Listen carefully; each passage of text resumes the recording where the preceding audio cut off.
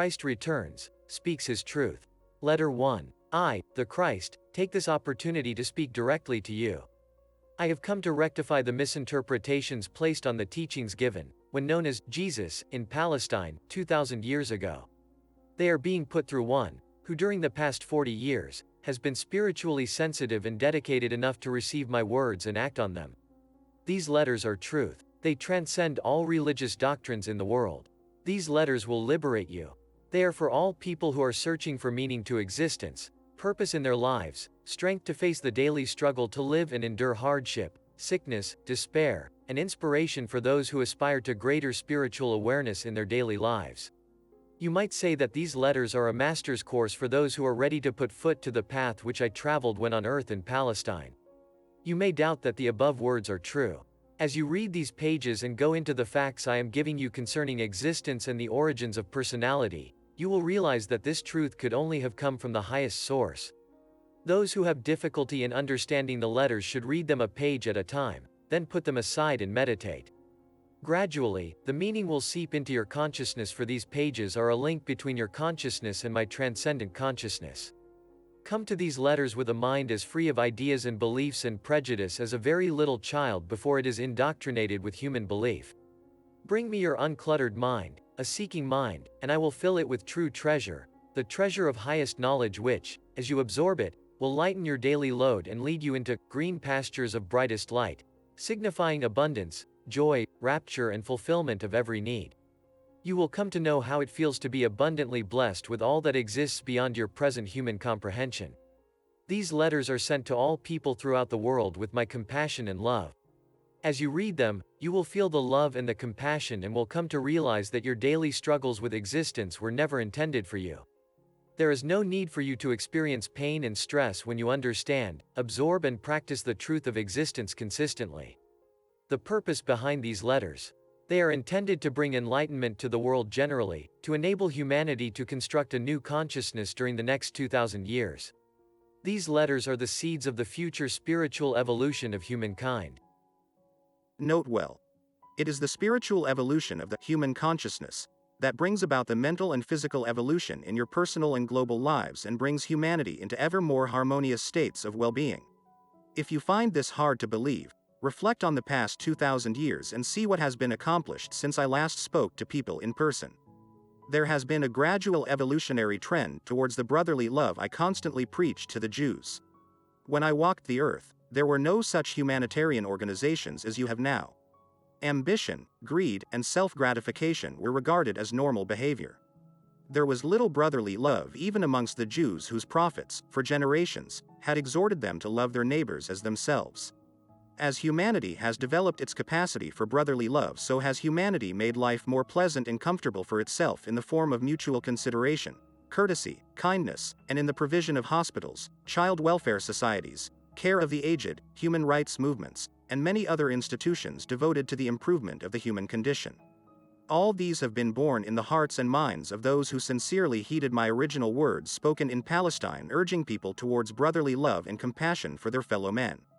This form of spiritual caring and brotherly love gained tremendous impetus in the 19th century, when my words were preached with renewed sincerity and intensity from pulpits and gladly received by earnest and sincere congregations. Preachers and congregations were by that time spread worldwide on every continent. The Sabbath was truly regarded as a day of rest, and the thoughts of the majority of Christian people were lifted to the contemplation of the power of God. Such a worldwide cessation from normal duties and occupations meant that a 24-hour-long elevation of conscious thought towards the divine creative power created a regular and powerful, human, divine consciousness underpinning and interthreading human lives. Human petition drew the power of the divine into the human consciousness and human experience and led directly to growth and expansion in every facet of human life.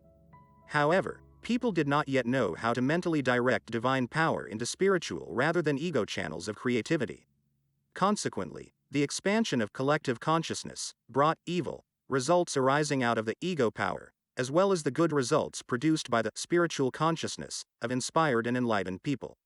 Note well, for this reason, I have come expressly to explain to you a vitally important fact of existence. Please read carefully. It is this: your personal consciousness is entirely responsible for whatever comes into your life and personal experience. It is your personal consciousness which brings you good or evil. In your subconscious, you bring through strongly imprinted but hidden recollections of past traumas, emotions of past lives which can erupt and color your present consciousness.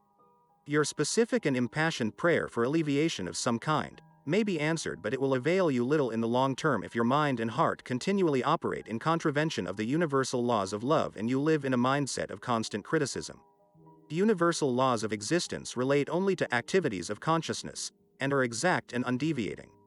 They are not rewards or punishment from God.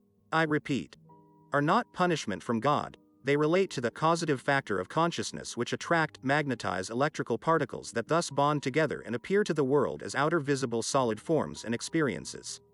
Note well, sometimes, people make powerfully prayerful contact with the divine reality behind and within all creation.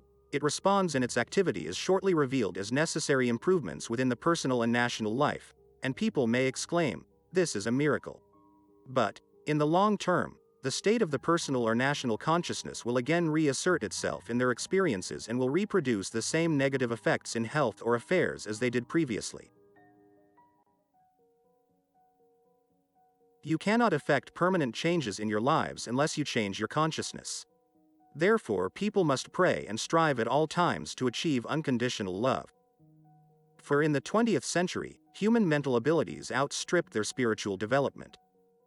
Scientists thought they could explain away the origins of creation and ascribe them to accident. As a direct result, people ditched morality and began to give way utterly to self-will. They set in motion a new momentum of menace in the world, for they began to create a new form of world ego consciousness directly in opposition to the nature of the divine, unconditional love. The human consciousness blocked the inflow of the divine. Note well. The ever-increasing lurid imaginings of a few people, which would have been contained locally, a century ago, now became a contagious mental infection glorified in literature, films, theater. Spreading worldwide, creating a global, human consciousness, similar to their own, expressed as sexual excesses, violence, and perversions. This mental infection first manifests as egocentric modes of living and the creation of technical devices, which have created serious health disorders, climatical changes, crop failures, environment deterioration, extinction of living creatures, and wholesale slaughter of human beings. Mental infection manifests in the human personality as deranged and destructive behavior, drug taking, abominable cruelty and depravity, gangster operations, and sexual excesses. Thus has a vicious circle of malignancy and perversions of thought and activities been created by entertainment and media magnates. The purpose, to capture egocentric public vested interest. Your TV and cinema screen has become the new Bible of human behavior. Personal tragedies unknown to humankind a century ago have become rife and people live in fear of walking the streets. Households are barricaded behind high walls. Family and social problems are taken into regular public debate, and so the saga of human misery is perpetuated. This is the beast stalking your lands and feeding a miasma of beastliness into innocent minds. It will be perpetuated until my Christ knowledge is acknowledged, accepted and lived by the majority of people on earth. Because this knowledge will show you how to get back on the true path of life in order to start creating the kind of lives you truly desire.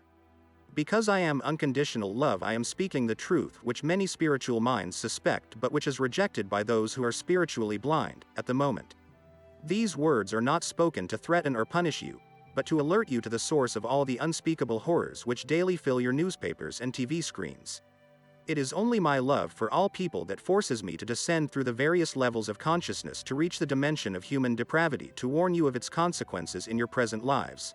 Note well, important. You wonder from whence has come the HIV virus which attacks man's precious self-defense system, the immune system, and also targets his abilities to procreate. This virus, if left to spread unchecked, not by drugs, by spiritual awareness, will wipe out the unwary. The enlightened will avoid these and other pitfalls of existence. Wake up, realize, your own strong, consciousness impulses are life impulses. They are highly creative electromagnetic impulses. When they are of a virulent, violent, aggressive, murderous nature, they emit electrical particles of virulent, violent, aggressive, murderous consciousness which take form as virulent viruses in the air, spreading from one innocent person to another. What is born and nurtured in the diseased mind eventually takes on form in the physical world. This is not punishment from God, as the churches may teach you. It is a scientific fact of existence. Therefore, it is a matter of extreme urgency for all spiritually minded people to set aside infantile imaginings to perceive, clearly, the truth of creation and existence. My message to all churches: I, the Christ, have come expressly to tell you the truth about the origins of the human personality. I will explain exactly why and how mankind has been given a natural inbuilt propensity for self-will and a controlling desire for self-gratification and self-defense. This is not sin, but part of the natural creative processes. There is no punishment from on high. Men, through the willful and harmful exercise of their ego power, draw to themselves their own punishment. Note well. For this reason, just as scientific school textbooks become redundant as the human mind discovers and absorbs more advanced scientific knowledge, so should the present form of Christianity, built upon spurious doctrines centered around my crucifixion, be allowed to die a natural death. Note well. Your present global crisis, introducing a new breakdown of international law and laying the foundation for future global terrorism, clearly indicates that no religion in the world possesses the requisite knowledge and effective leadership to initiate changes in human mental patterns, which will lead directly to peace and prosperity. The true spiritual leader will be able to show their congregations how and why modern mindsets have created the calamities and horrors which have been created in consciousness, and are only just beginning to make themselves fully felt in your midst as diverse forms of pestilence and earthquakes, floods, famines, wars, revolution, and other tragedies. Be assured, no evil which comes to your earth is a natural disaster. Everything inimical to your perfect welfare is bred first in your human consciousness, and then given form within your global experience. This is what I tried to tell the Jews when I walked the earth, and wept when they laughed and refused to believe it. They called me a madman. Let not the churches make the same mistake. Because the churches have been moribund, cemented into rituals and dogmas, their priests and pastors have been unable to meet the evolving spiritual needs of ardent seekers of truth. As a result, the churches are emptying. If they are to endure, the churches must put aside their differences and have the humility to accept that inspiration does not necessarily come to earth in ways acceptable to themselves. They must remember that I, the Christ, was not acceptable to the Jews. The churches must keep open minds and hearts to receive whatever they intuitively feel is a higher truth than that to which they presently cling, and to abandon the old beliefs which have permitted the beast to take control of human thought. Pray sincerely, with all your souls, minds, hearts, for true enlightenment, rather than a reiteration of old and false beliefs. Wake up and accept that these rituals and past beliefs have not fulfilled my words to mankind, when I promised that greater things than I did would you do. Meanwhile, until true enlightenment comes to you, after much meditation and prayer, teach, demonstrate and live brotherly love with all the strength of soul, heart and mind, minute by minute in your daily lives. Because, to combat the global destructive consciousness forces, humanity must make every effort to move on swiftly to the next stage of its development. Urgent need for a higher vision. It must be widely accepted there is a higher vision to strive to implement in your daily lives. It is only by reaching for a higher vision that the physical world will be rescued from wholesale annihilation. Without the vision either for the self or for the world, there can be no spiritual evolution or the achievement of those things greatly desired. At the present time, your perception of life is one of travail and deprivation. These beliefs are shockingly depicted and reinforced by your TV viewing. They later bring upon you the misery you hope will never happen to you. Therefore, to save you from your own folly expressed through the media and TV, the human consciousness must be speedily uplifted to see what I saw in the desert, the reality of love behind and within all existence. Note well, when this great truth is both perceived and warmly acknowledged, the reality of love will begin to manifest itself in multiple ways in every living thing and in the environment itself. The experience of abundance and joy will reinforce the consciousness of abundance and joy. And so a spiritual spiral of ever more exalted and wondrous living will be set in motion. When the true nature of being is fully understood, humanity will move on to the next rung of spiritual evolution and will put into motion a new and blessed form of human endeavor and personal experience. To achieve these goals, humanity must first gain insight into what and who you are. A new and important question is already coming into people's consciousness. Who are you, really, behind the facade you present to the world? What does it take to be real? It is this question of who you really are which is answered, on every level of your being, within these pages. And if you can accept as your own guidelines for daily living all that I understood during my 6 weeks desert experience, you too will eventually become whole and real, even as I became whole and real before I commenced my ministry of healing and teaching. Since there are few people in the world who would regard themselves as whole at this present time, you must surely recognize that there is the most urgent necessity for me to intrude into your minds to lead you into a new way of thought and feeling. Such a change in consciousness will bring you into divine harmony with reality and better living conditions and security. To be able to do this work of reconstruction within your consciousness, I must first impress on your minds, and you must accept, there was much that I taught in Palestine which men were not yet ready to receive. Significantly, it has never been publicly questioned why there is no record of my early life as a young man. What was the true reason for such an all-important omission? Equally significantly, although I spent 6 weeks in the desert after my baptism, and emerged from that experience as a teacher and healer, not one writer has even attempted to describe what actually took place during that time other than that I was tempted of the devil, and was with the wild beasts and the angels were with him. There is not the slightest hint as to what happened to me in the desert which would enable me to come back to towns and villages proclaiming the kingdom of God is within, and to speak in the synagogues with such authority that the Jewish elders were astonished. The truth regarding my human state was by common consent of my disciples, suppressed to give greater credence to my supposed divinity and ministry. According to the Gospels, it was said of me that I was the only Son of God. Why then did I frequently refer to myself as the Son of Man? I specifically made these statements to counteract the prevalent beliefs in my divinity, and to impress on people's minds that I was of the same physical origins as themselves.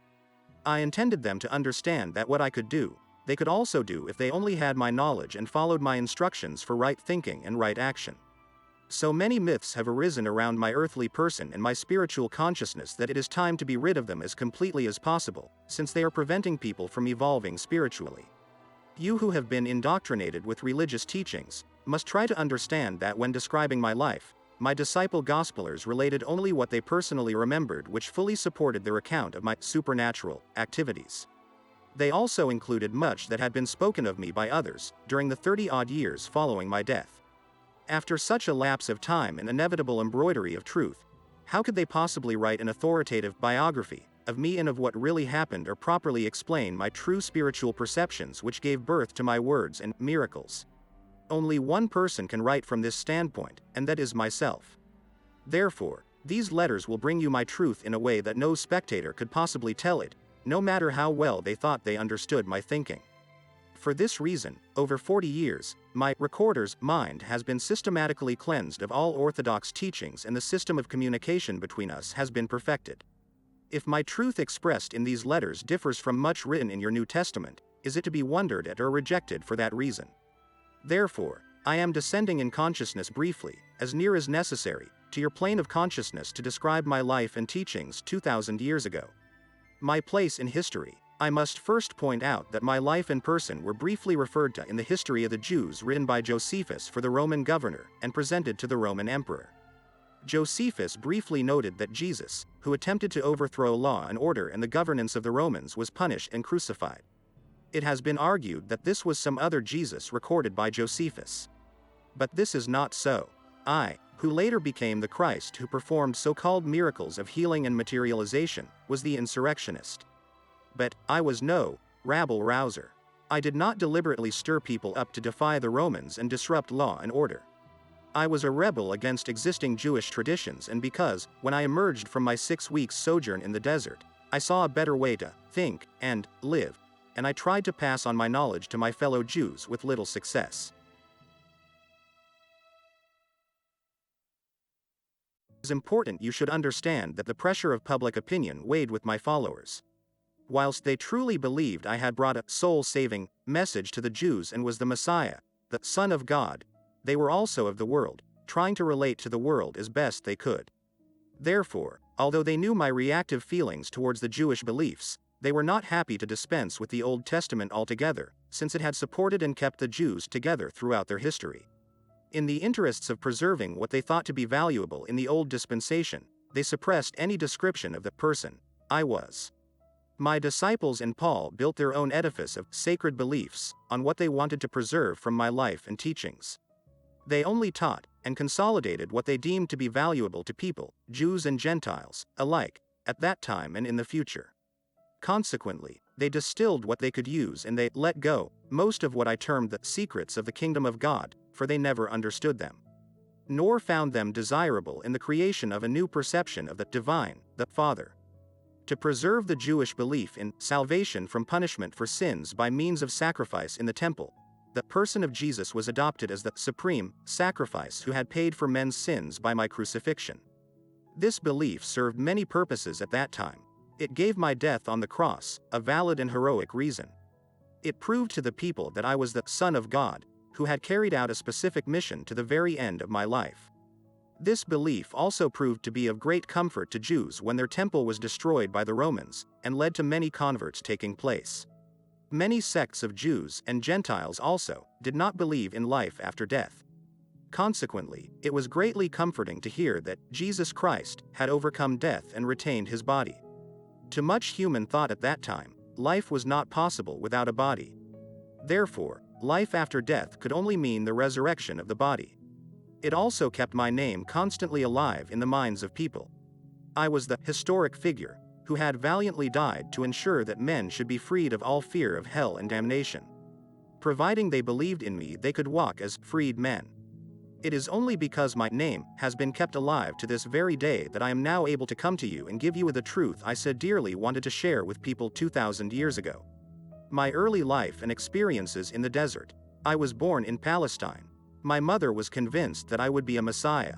Contrary to popular belief, I was not a saintly child.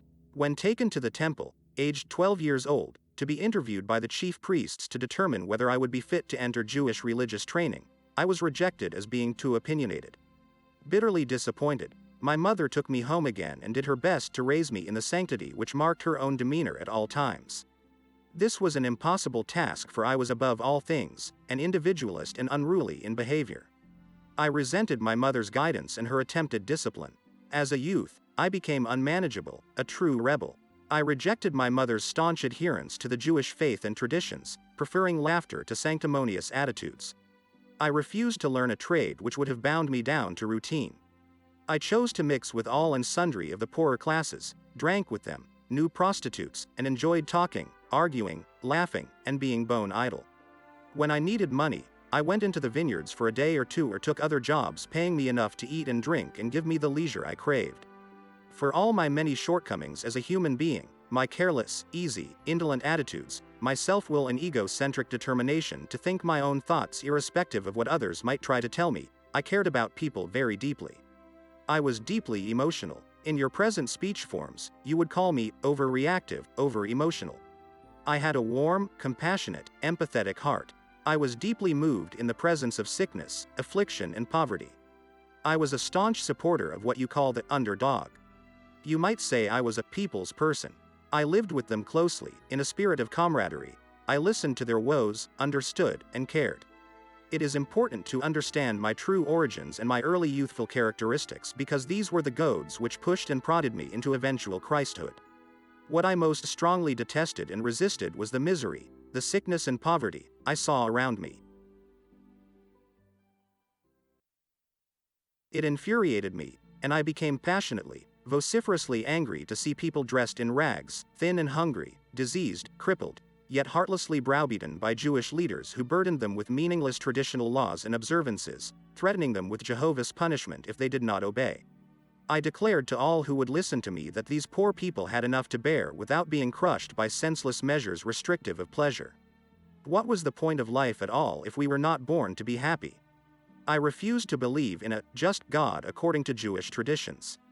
The biblical prophetic warnings of Jehovah's judgment and anger against people disgusted me. People were human, after all, doing whatever their human natures prompted them to do. They had been born sinful, so why should they be judged and condemned to lives of suffering and poverty because they had broken the 10 Commandments? Where was the sense in such statements? To me, this Jewish belief depicted an illogical, cruel God, and I wanted nothing to do with him.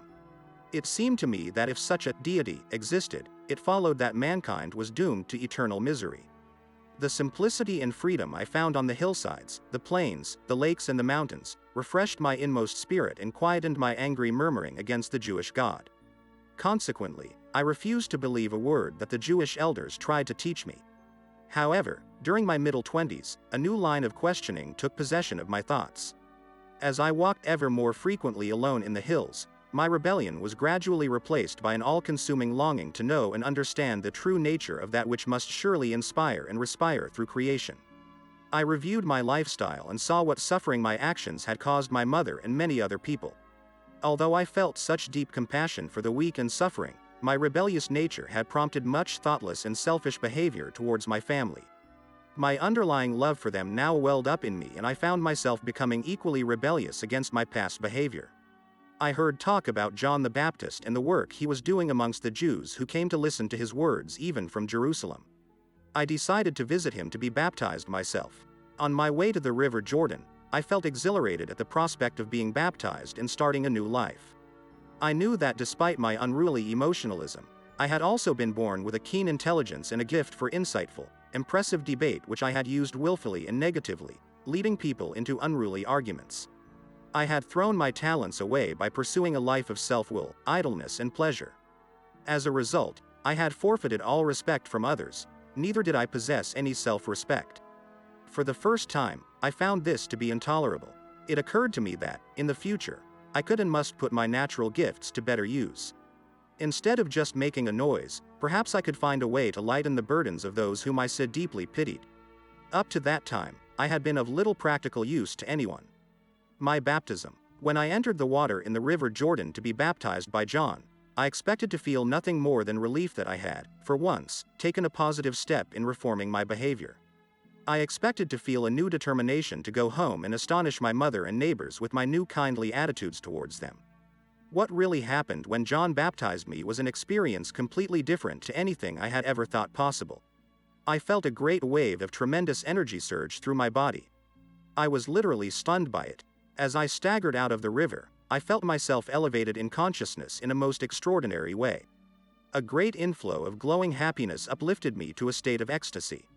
I was enraptured and aware of a great light. Stumbling, I moved away from the river and walked, not knowing where I was going. I continued on, unseeingly, into the desert. Please note, my 6 weeks in the desert were a time of total inner cleansing of my human consciousness. Old attitudes, beliefs and prejudices were dissolved. The time has come for me to share with receptive people all that I felt, saw, realized and understood. To help people abandon the age-old imaginative pictures of a biblical deity, I will avoid referring to God by that word and will use a terminology designed to stretch your minds to embrace what really is beyond all earthly form, color, sound, emotion, and comprehension. This terminology will become ever more meaningful as you persevere in meditation and prayer.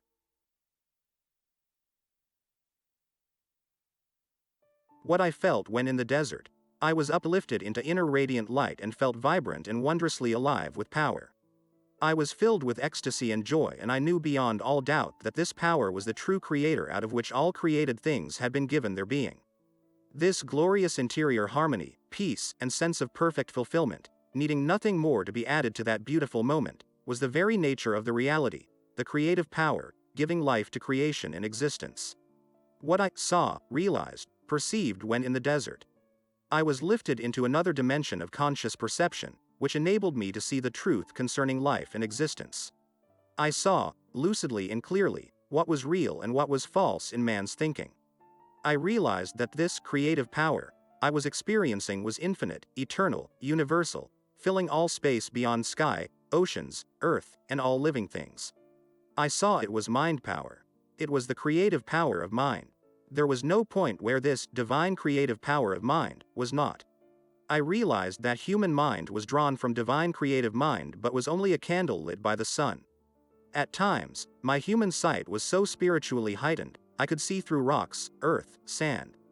These now appeared to be only a shimmer of tiny motes.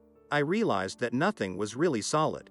When I had moments of doubt that this could be so, the changes in the phenomena stopped taking place, and much later, I discovered that my thoughts, if strongly imbued with conviction, could affect changes in the shimmer of motes, what science presently calls electrically charged particles, and therefore produce changes in the appearance of the rock or whatever I was studying. It was at this point that I came to realize the powerful effect that conviction or unwavering faith had on the environment when stating a command or even a belief. What was even more startling was my mind-opening, cosmic consciousness, realization that all I had been witnessing was really the creative power of divine mind itself made visible in the shimmer of tiny motes. Not only this, its appearance could be profoundly affected by the activity of human thought. I realized there was nothing solid in the universe. Everything visible was manifesting a differing state of consciousness which determined the composition and form of the shimmer of motes. Therefore, all outer form was an expression of the inner consciousness. Life and consciousness, I realized, were one and the same thing. It was impossible to say, this is life, and that is consciousness. Consciousness was life, and life was consciousness and was the creative power of both.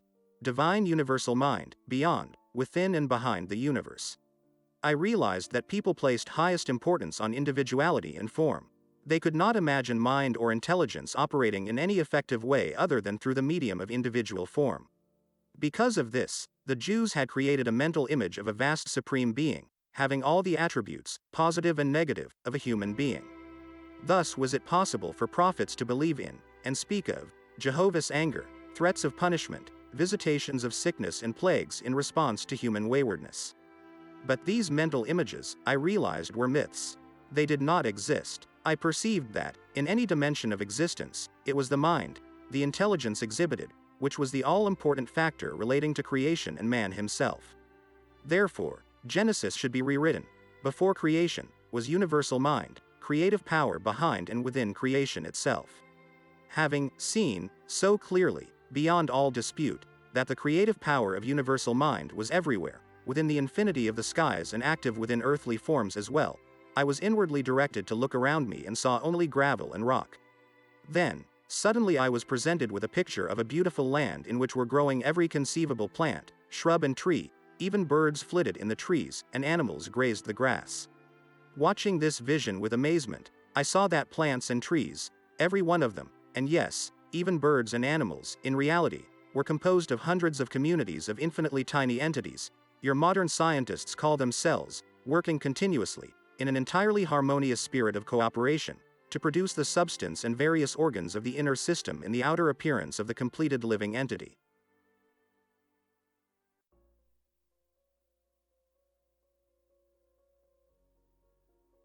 I contemplated this wonderful activity for a long time, although time was no longer of any importance to me.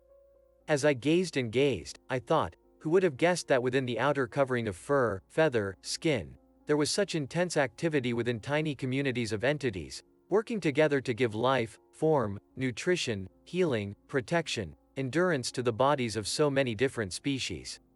It was the intelligently performed work which attracted my attention. Therefore, work, I realized, was an integral part of the creative power activity from the very least entity or cell within living systems to the most advanced entity in the universe, man himself. In the systems of all living things, all the labor was under the direction, ultimately, of the divine creative power, in whom were the plans and designs of creation. I saw that these plans and designs were, in reality, consciousness forms, and could be termed words, since each word signifies a very special consciousness form. Hence the original word in creative power consciousness becomes manifested in the visible world. The word, and therefore the consciousness pattern, remains within the divine creative mind, continually bringing forth its own. I could see then, that everything in the universe, did, live, move and have its being, in the creative power of universal mind, which was infinite and eternal and was the only true reality behind all manifestations of individualized form. I was filled with praise that everything in the world was out of, and yet within this superlative creative power of divine mind. I marveled at all this secret activity forever taking place in all living things, including human bodies, and wondered how it was that such infinitely small units worked intelligently according to specified plans to produce, unerringly, the proposed form, tree trunk, leaf, flower, fruit, insects, birds, animals and human bodies. I then realized, even more clearly, that the creative power was the very source of all intelligent activity in the universe. If mankind possessed intelligence, it was only because he had drawn it from the universal source of all being. Furthermore, I was shown that the divine creative power always worked according to certain fundamental and exact principles of construction. I was shown that, just as men have clear characteristics and a well-defined nature in their self-presentation to the world at large, so did the creative power possess a clearly defined nature, distinct characteristics, which could be clearly recognized in the manner that all living things, plants, animals, birds, men, were constructed and maintained. I saw that these principles and characteristics, clearly observable in the process of creation, were set, invariable laws governing all of existence. These laws are so much part of life that they are never questioned. They are undeviating and consistent, but there would be no such laws if there were no creative intelligent power manifesting itself through the universe. These principles of creation, the characteristics of the creative power itself, are as follows. I am translating them into your present tense because these principles are eternal. 1. The nature of the creative power is growth. Everything living always grows. Growth is a universal characteristic, an undeviating principle of existence. 2. The nature of the creative power is nutrition and nourishment. Nutrition and nourishment are a normal and marvelously organized process within bodies which is evident to all who take the trouble to consider them. Nutrition is provided for all living things according to individual preferences, and the food is digested to promote health and well-being. When little creatures are born, milk is already supplied within the mother, ready and waiting for the newborn. This too is a mystifying principle of existence none can deny. No science can explain why such a fortuitous function within the system ensuring survival of the species should have originally come into being. The actual function itself may be understood but not the why and the mainspring of the function. 3. The nature of the creative power is healing. Healing is a natural characteristic of existence and can be said to be a natural perfecting process, which takes place to ensure individual comfort, but none can explain what prompts the activity of healing. 4. The nature of the creative power is protection. Protection is an integral characteristic of creative power, and all of its seeming miraculous activity in the world is geared towards protection. Today, your medical textbooks describe the various protective systems in your body, but when I was in the desert, I saw the characteristic of protection inherent in the intelligent creative power in the following way. As plants, birds, and animals were presented to me for inspired observation, I could see how every need of protection in bodies has been lovingly supplied, with the greatest attention to detail. 5. This characteristic of protection is combined with the other dynamic characteristic of fulfillment of need. This was made clearly apparent in the provision of hair, fur, and feathers to protect the skin of living creatures and to provide warmth in the cold and shelter in the heat. I saw that the tender endings of important and sensitive fingers and toes were all provided with appropriate protection of hoof and nail. Eyebrows protected eyes from sweat, eyelids and lashes protected eyes from dust and damage. I realized that those animals which attracted flies were equipped with the kind of tails which would most speedily get rid of them. What a happy, joyous kind of love and caring were expressed in these small physical attributes which seemed so small and inconsequential and yet had such a profound bearing on the comfort of all living things. These physical luxuries, added to the basic physical design, were clearly the product of an intelligence which intended creation to be comfortable and happy, free of the stress which would have been experienced by man and beast if these luxury items had not been given them. Even the natural functions were so intelligently and comfortably designed as to call forth thanksgiving. Everything tucked so neatly out of sight. How blessed, how fortunate was mankind to be born into a life so wonderfully provided for. Again my praises soared, and I was lifted on an inner golden light of rapturous wonder, for I now saw that, in addition to freedom from stress, living creatures were also meant to express the exuberant loving nature of the creative power. For this reason, they were equipped with limbs, arms, hands, legs and feet, fingers and toes, to enable them to move about, run, leap and dance, to be able to express their inmost thoughts and feelings. I even felt that if mankind longed to fly and grow wings and believed with all their hearts they could do so, eventually they would begin growing something additional to enable them to fly. It was at this point of understanding of the nature of the creative power that I came into the full consciousness of the love directing the works of the universal intelligent creative power. As I pondered this love, I realized that the Mother in creation nourishes, protects, fulfills the needs and tries to promote healing of offspring. This is the activity of love. 6. The innate characteristic of the loving, intelligent, creative power which has given creation its individual form and being is work. It works for us, in us, and through us. Its work is always, always, always prompted by love. This cosmic revelation filled me with joy and astonishment. What a wonderful world we lived in! It was the culminating point in my enlightenment and my overall view of the truth concerning the source of all being. I had already seen the reality of the physical bodies composed of various communities of identical, infinitely tiny entities working in a spirit of cooperation and harmony to produce the various components of the body: flesh, bone, blood to eyes and hair. The only difference between these communities lay in the type of work demanded by their common goals. Surely the divine impulse behind all this intelligent, purposeful activity in the body was both the inspiration and foundation of man's own conduct when people worked in unison to produce a planned objective. They drew intelligence and purpose from the creative power, yet how very different was man's behavior when engaged in earthly construction or any other communal project, for it was inevitably characterized by arguments and dissension. I was brought to a realization of the infinite power of the intelligent creativity, ever active within creation, maintaining order, cooperation, harmony, daily productivity, unequaled by man anywhere, at any time. 7. Survival was a natural characteristic of the creative power. In every case, the most wonderful provision had been made for all living things to grow, be healed of illnesses and injury, nourished in order to keep the body healthy, and to produce its own kind in order to ensure survival on this earth. This was the only reality mankind could be absolutely sure of, and its activity was consistent, year in and year out. The sun, moon, stars, all remained in their places for millennia, and it was recognized that they all possessed their own paths of movement. This phenomena was all part of the grand scheme for survival in creation. If this was so, how could there not be survival of the eternal flame of loving, intelligent, creative power hidden within the created entities of every kind in the universe? Therefore, this world was but a shadow and image of the hidden worlds of loving, intelligent, creative power beyond this dimension.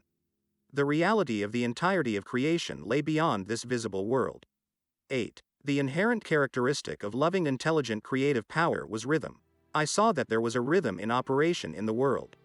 Everything was subject to seasons which gave a blossoming and burgeoning of life, a growing season coming up to the ripening and harvest, and the production of seeds which ensured the survival of plant life. Then there was the gradual dying away and rest period of winter. But nothing created and living was allowed to become extinct. The sun and moon expressed these characteristics within the universe. This rhythm could even be seen in the females of living things. Therefore, everything in creation had its due time for appearance and harvest. It followed that man himself was subject to tides of growth and success and tides of dormancy. 9. The inherent characteristic of the loving, intelligent, creative power was law and order. The undeviating order and reliability apparent in creation, even governing the tiny entities, cells, within the body, were astonishing and far transcended any human endeavor. Therefore, the entire universe was operating under a system of perfect law and order. I realized on ever higher and higher levels of spiritual exaltation that the creative power exhibited intelligent purposefulness and loving concern for all living things. I realized that life was not something nebulous or amorphous, but an intelligent, loving, creative power which I could actually feel within myself as a tremendously heightened state of being, perception, radiance, ecstasy, joy, love. I knew myself to be one with it, filled with it, and I was one with everything around me and one with the sky and stars. And, most wonderful and glorious of all, the very nature and function of this Father, creative power, was to work in order to create joy, beauty, and comfort, to ensure mankind's well-being, to work within mankind to provide interior joy, health and comfort, and to work through mankind, inspiring him with new realization and understanding. Wonderful vistas of glorious creativity came to mind. Once we became truly, at one, purified channels and instruments of the intelligent creative power, we could gradually ascend in consciousness until we truly expressed through our minds and hearts the very nature of the universal creative power. Then, life on earth would indeed become a state of heaven at all times, and we would enter into a state of eternal life. This must surely be the true goal behind creation, I thought. And it came to me with a surge of elation and loving joy that this was the purpose for which man had been evolved and developed. But, even at this present time, Although mankind was so very imperfect in his behavior, absolutely nothing was impossible to him in the future, since, despite his wrongdoing, he was one with the creative power, and the creative power was within him, giving him life, limb, and everything else he needed. All of this realization lifted me to the heights of rapture, elation and sublime ecstasy, so that I was scarcely able to bear it. I felt my body must dissolve with the expansion of power within me. I was irradiated with light and could see it all around me illuminating the desert scene. My heart sang in praises. How wonderful and beautiful was the loving creative power which worked in, through and for us, unceasingly. What a miracle was creation! I cried out loud. You are the source of all being, both creator and also manifested within and through the created. There is nothing in the entire universe which is apart or separate from the limitless, eternal infinity of divine life, creative power consciousness. That you are. How then is it possible that mankind is so sinful, and why do people suffer disease, misery and poverty? Tell me, O loving, Father, creative power, because I have been heavily burdened with the pain of their miserable lives. Then I was shown the reality of the earthly condition of all living things.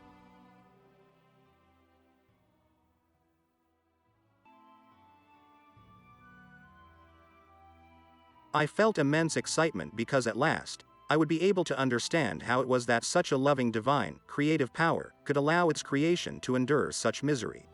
I was shown that every living thing in creation should be radiantly healthy, cared for, nourished, protected, healed, maintained in peace and plenty, prospered within an orderly society of beings, extending only love to each other. However, at the moment of creation, two basic impulses came into being, ensuring individuality, and it was these which controlled mankind's consciousness. These impulses were explained to me in detail, but this knowledge is reserved for a future letter when you will be better able to understand it. I was shown the following vivid vision. First of all, I saw a newborn babe as light, a life form of creative power. As the baby grew into childhood, then manhood, I saw the pure light of the creative power, gradually dimmed and then obscured altogether in him, by a dense wrapping of chains and thongs. I questioned the meaning of the vision, and there came to my mind a clear understanding which may be expressed in the following words. From birth to death, people believe and insist that their five senses of sight, hearing, touch, smell and taste, correctly predicate the reality of themselves and the universe around them. Therefore, because they draw their mind power direct from divine, creative power, it is done to them according to their beliefs.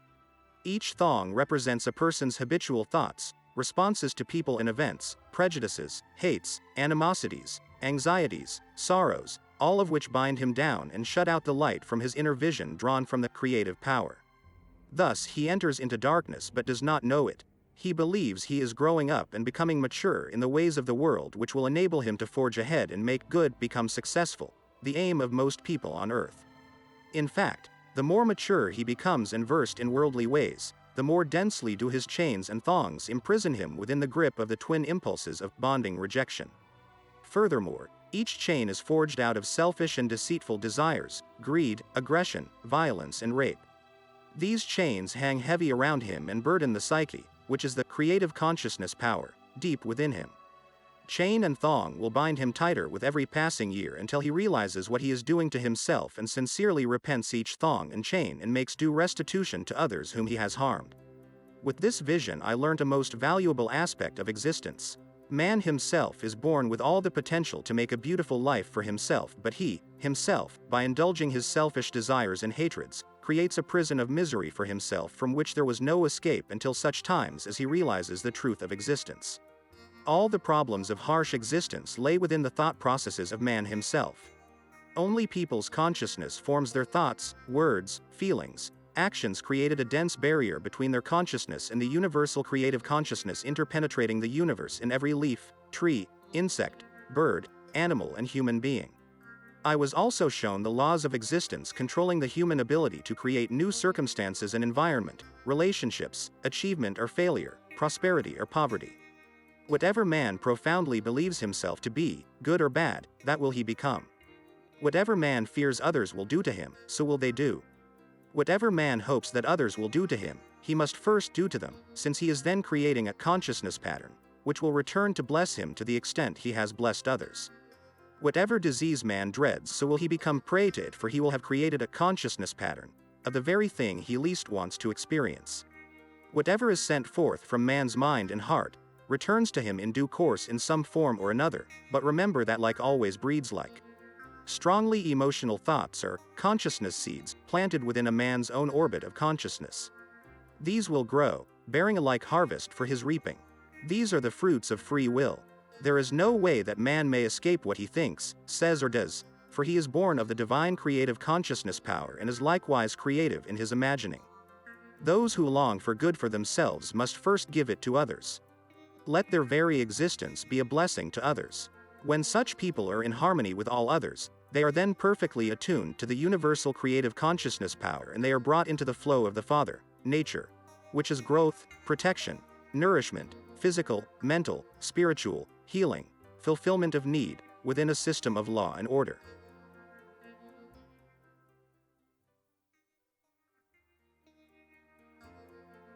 How can I describe for you my inner glow, my transcendent brightness and brilliance of joy and powerful feelings of love which possessed and inflated my entire being with their intensity until I cried out with the pressure within my mind and heart?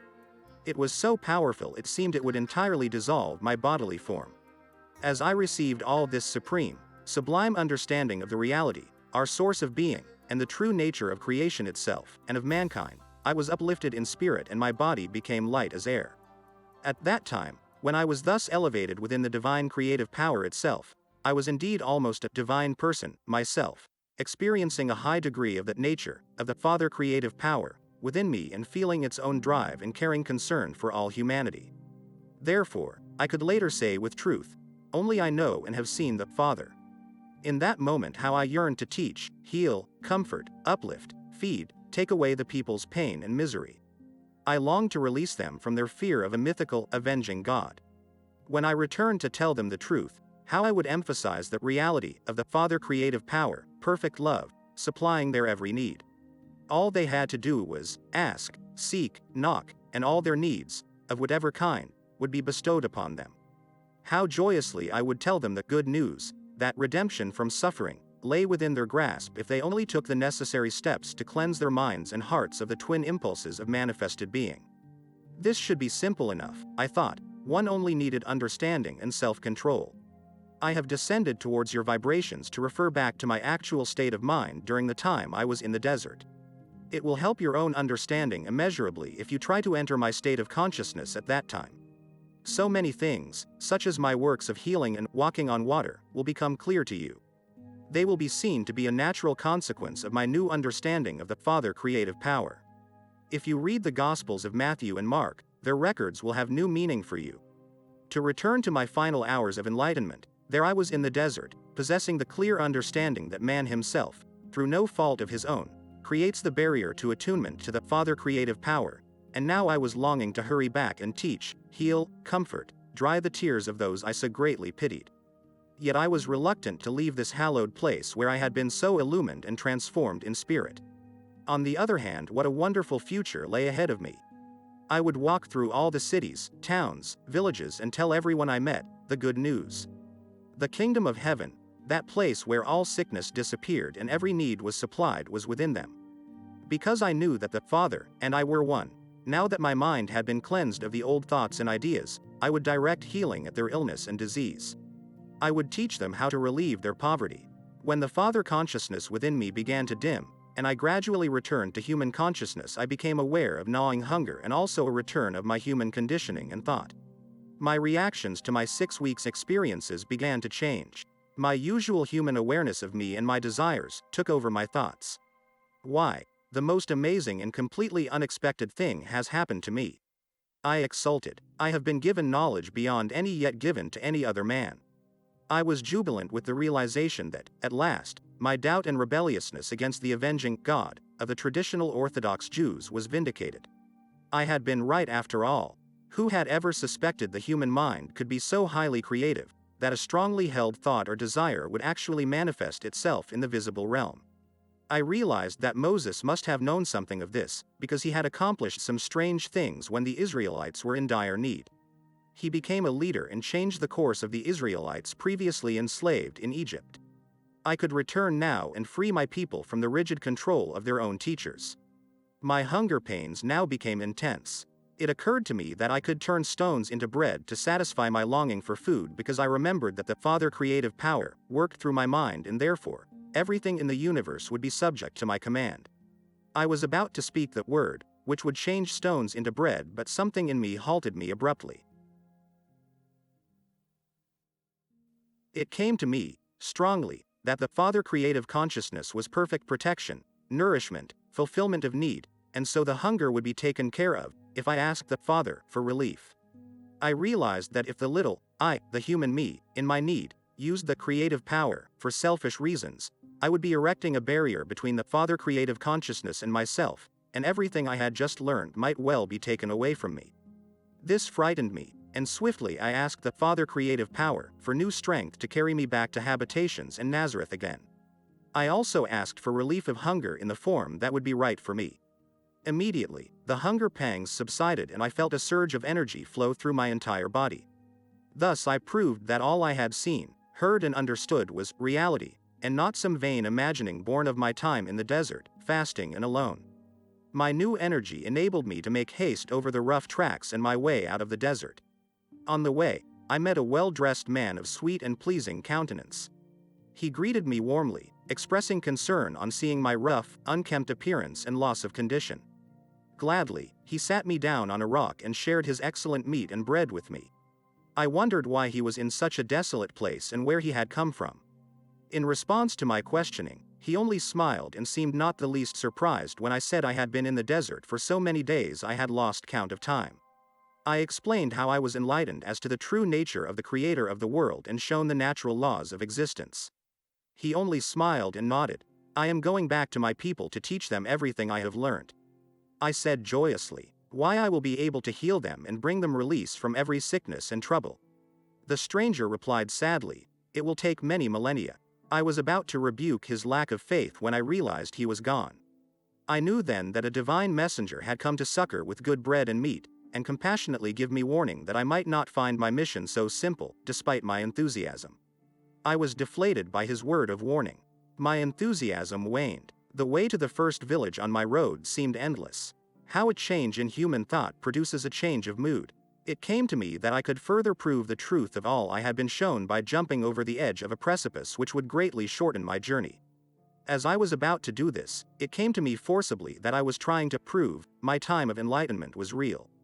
If I required such proof, then I was in a state of doubt and I would probably kill myself. Besides, I had been shown that in every eventuality I could lift my thoughts up to the Father creative consciousness and ask for a solution to every problem.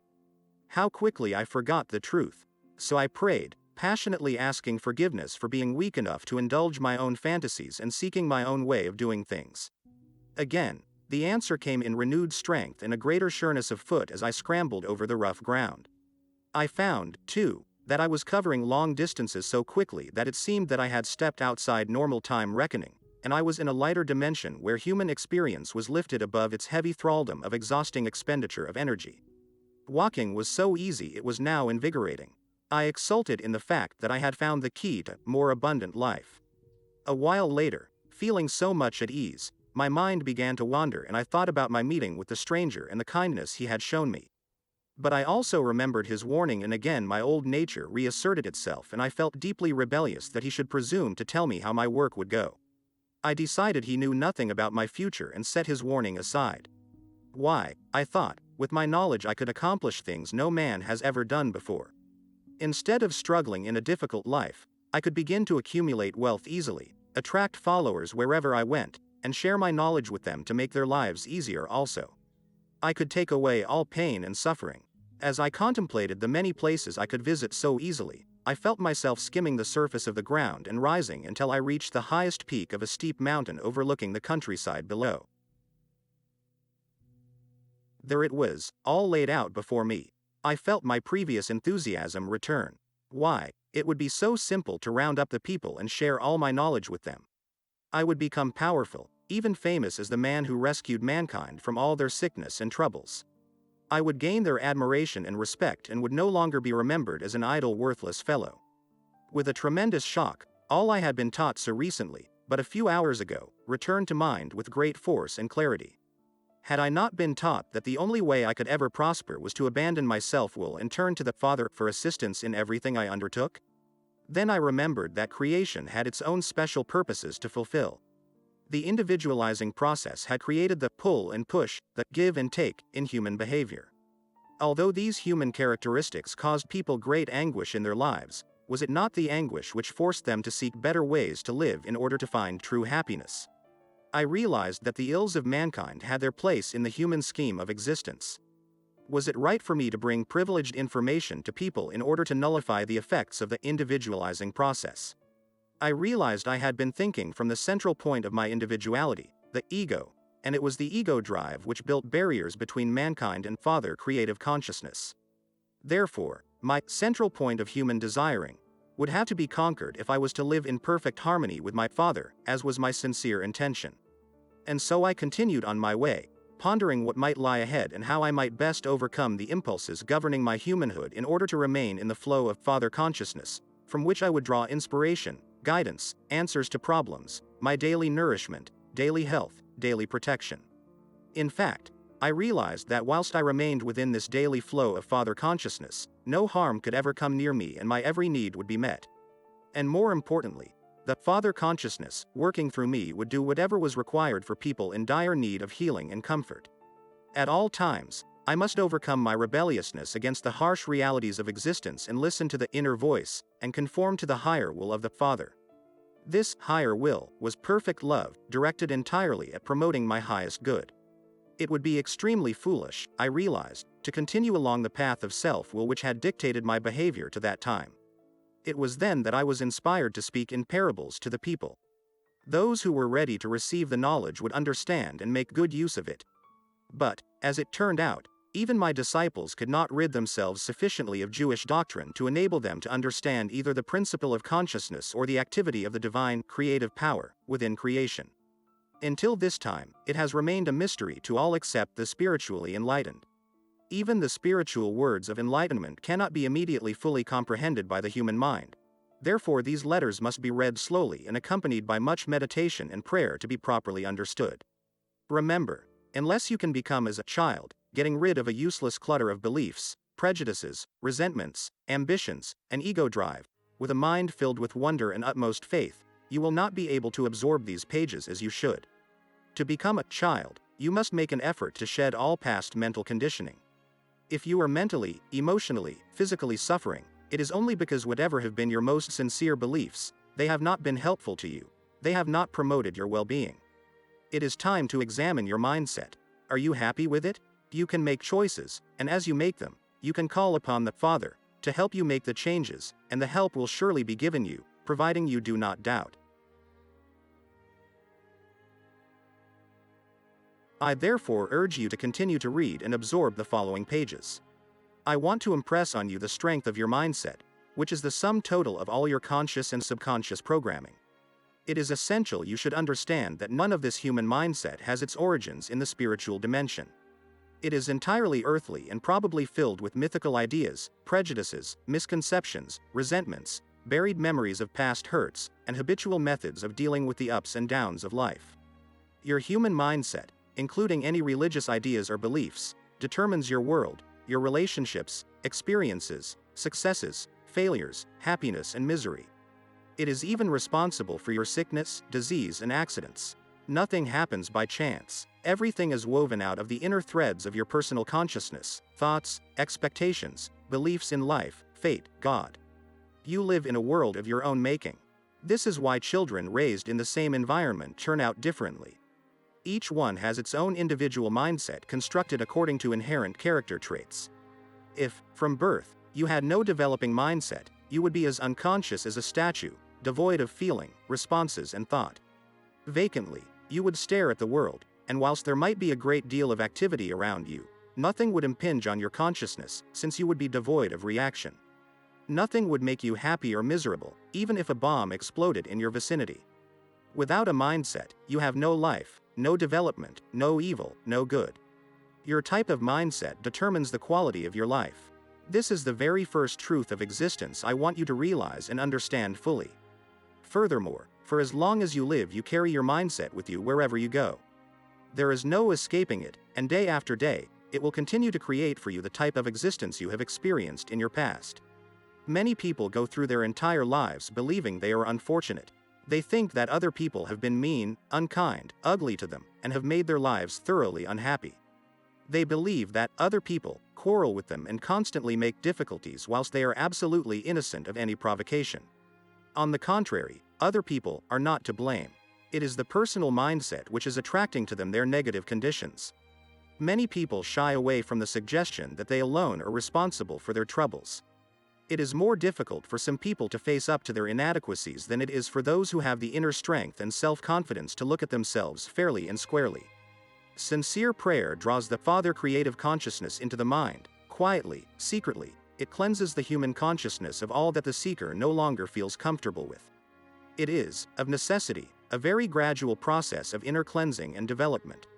Emotional patterns. Your emotional patterns can be as damaging to your overall welfare as your mindset. Your mindset together with your emotional patterns are your creative tools. These together create the necessary outlines for future possessions, events, and circumstances. These creative tools work in your life whether you intend them to or not. It is far more difficult to discover your deep-seated emotional attitudes, either conscious or subconscious, than to recognize your mental conditioning. People can be possessed by negative emotional patterns and be quite unaware of them, since they are covered by the moment-to-moment emotions arising from the daily routine. To discover what your emotional patterns really are, ask yourself questions along the following lines, and be totally honest with yourself. To try to hide from the truth of your emotional patterns is merely to deceive yourself and hold yourself back from achieving the joyous state of existence you were intended to enjoy. How do you really feel about life? I want you to write yourself a warmly compassionate letter, telling yourself exactly how you feel as you answer the following questions. Are you happy to be alive, or would you prefer to be able to cease to live? If your truthful answer is the latter, then you have a negative attitude towards existence and are at war within yourself at a deep level. You know, consciously, that you have to continue your daily life, but at your deepest level you would like to quit. The interior war prevents you from attracting all that you could be experiencing with a positive emotional pattern. How do you really feel about your relatives? Is there any buried hostility which you do not want to admit or that you did not realize existed? How do you feel about your employment, colleagues, entertainment, other races, etc.? Write down all your discoveries about yourself and lock it away in a safe place.